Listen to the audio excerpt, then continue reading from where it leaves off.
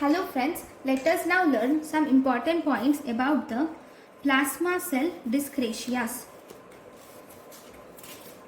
Plasma cell dyscrasias are actually 5 types. We have 5 types of plasma cell dyscrasias. So these include, number 1, we have multiple myeloma. Then we have smoldering myeloma. We have multiple myeloma. Smoldering myeloma is present. Then we have multiple gammopathy.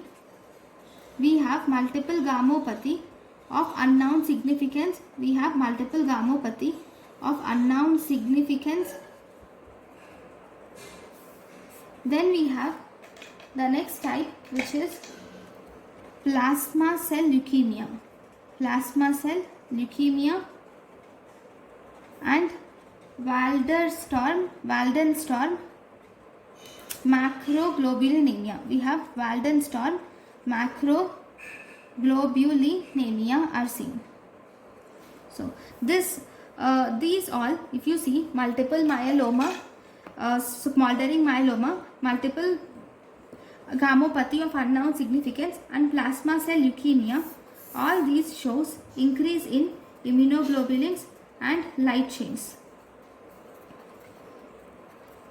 Okay, so first we will learn some important points about multiple myeloma. First, multiple myelomas. So this multiple myeloma is actually, it is a post-germinal cell B cell, post-germinal B cell disease, which is T11 with translocation 1114 and translocation 614. It is associated with deletion 13q and deletion 17. Deletion 13q is most commonly seen in multiple myeloma. Okay. Then what is happening in multiple myeloma? In multiple myeloma, you will see presence of increased plasma cells. You will see presence of increased plasma cells, which will cause increased immunoglobulins. These immunoglobulins are IgG, most common, plus light chains. They are IgG with light chains are seen, which are kappa or lambda type.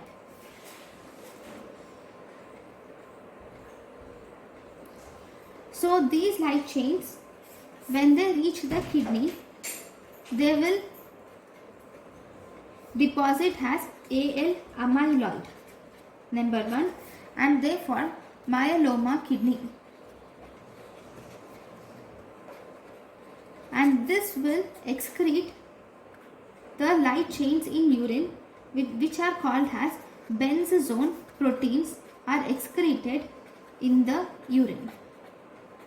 Okay, so this is about the multiple myeloma pathology. Then here in this myeloma kidney, you will see light chain nephropathy. That is, you will see presence of light chain casts are seen.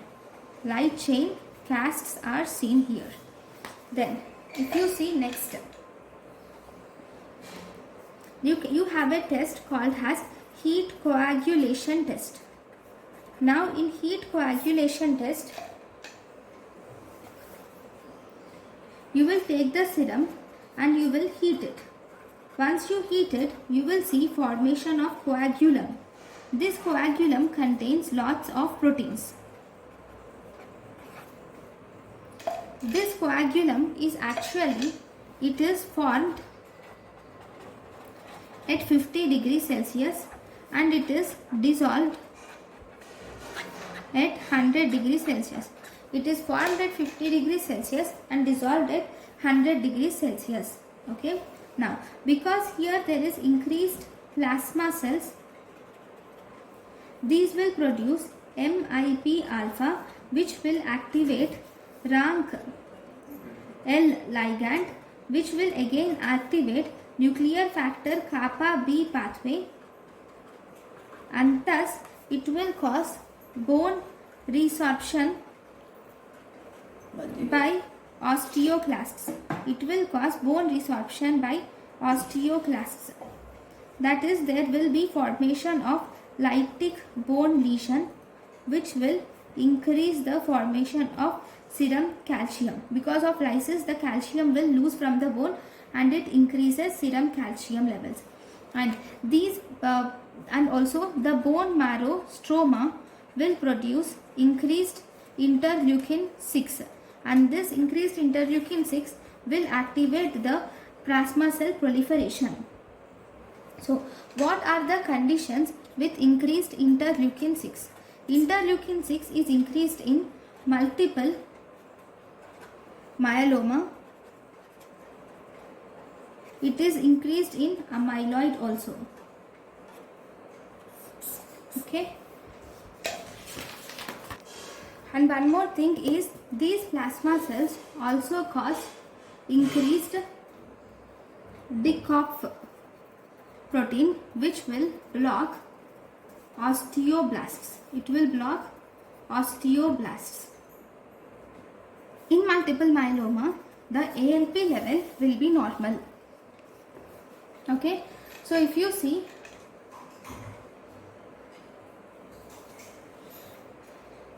if you were asked what is the most common symptom is renal, or manifestation is renal failure, which is myeloma kidney. Then if you were asked what is the second most common symptom, it is hypercalcemia is the second most common symptom. Then if you were asked what is the most common cause of death is infections. So these are the important properties. Next, if you see the criteria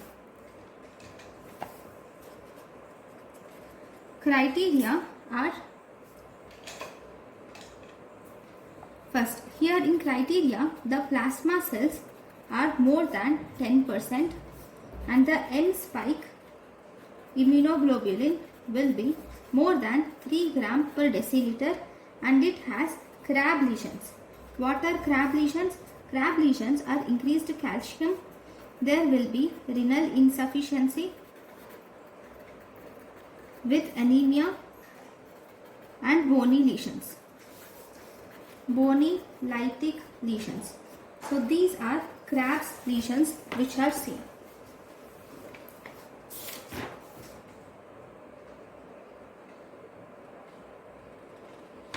Now what do you see in the morphology?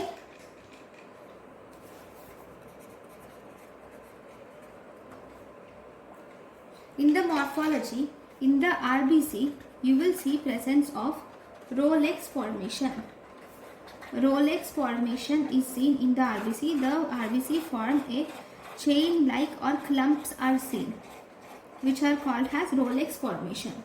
And what do you see in WBC?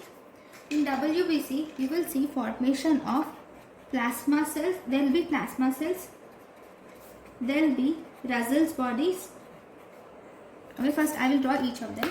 Okay, you will see plasma cells. Plasma cells will have eccentric nucleus. Okay, cartwheel shaped nucleus is seen with perinuclear cuff. So in the plasma cells you will see eccentric nucleus with perinuclear half is seen because of increased Golgi apparatus.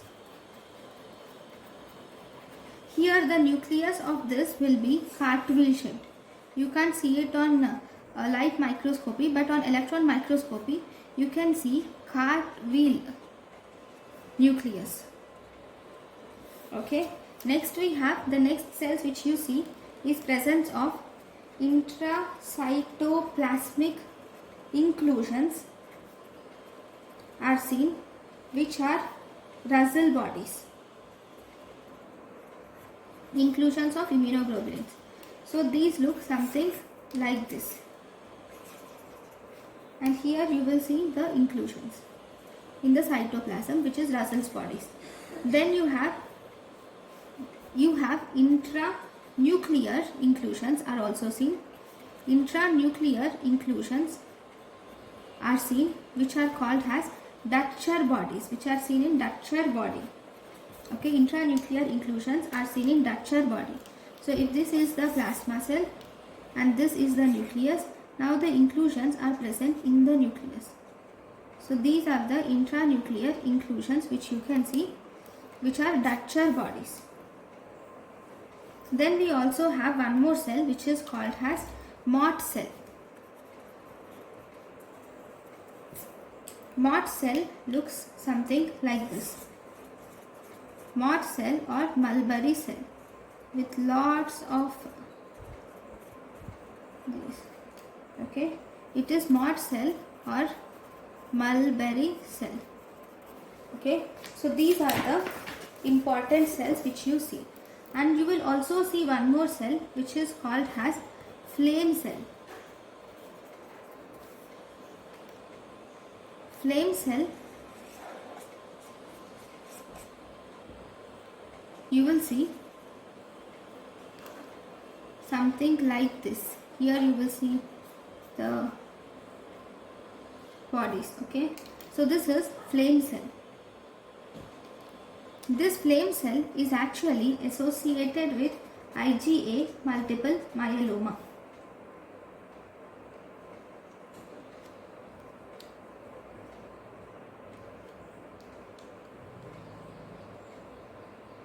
Okay, then if you do bone marrow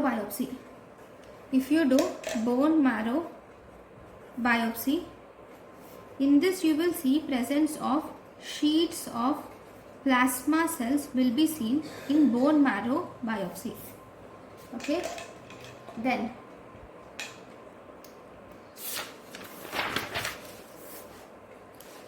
what do you see in M spike? And you will also see M spike in electrophoresis.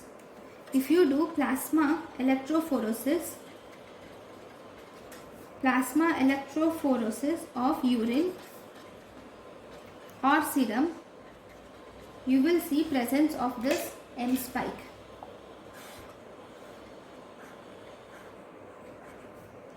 This is the normal, this is how normal it should be, but here this is albumin spike, alpha 1 globulin, alpha 2 globulin, beta and gamma globulin. Now in multiple myeloma, this gamma globulin will show a spike called as M spike. So this is about the M spike. Now what are the markers? Markers include, there is normal plasma cells. Markers are CD19 positive, CD45, CD38 positive. These are normal plasma cells. But now abnormal plasma cells, if you see, abnormal plasma cells are the cells in multiple myeloma show CD19 negative, CD45 negative, CD38 positive, and along with that they are CD138 and CD56, though it is poorly positive. Okay, so this is what we see in flow cytometry. So these are the important markers. Then if you see prognostic factors. Prognostic factors are interleukin 6, beta 2 microglobulin, and those associated with deletion 17 will give poor prognosis, whereas T1114 will give good prognosis.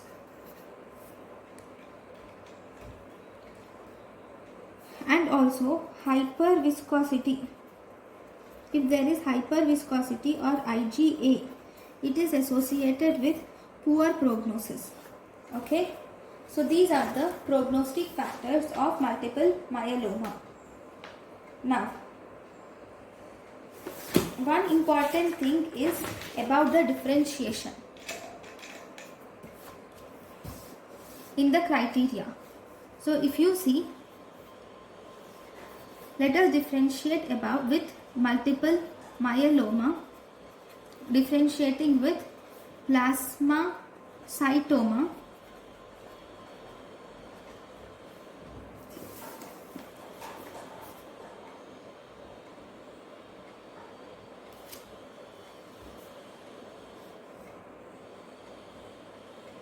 smoldering. Okay, I will write it in the next page. Let us differentiate with multiple myeloma. We have plasmacytoma and we have smoldering myeloma.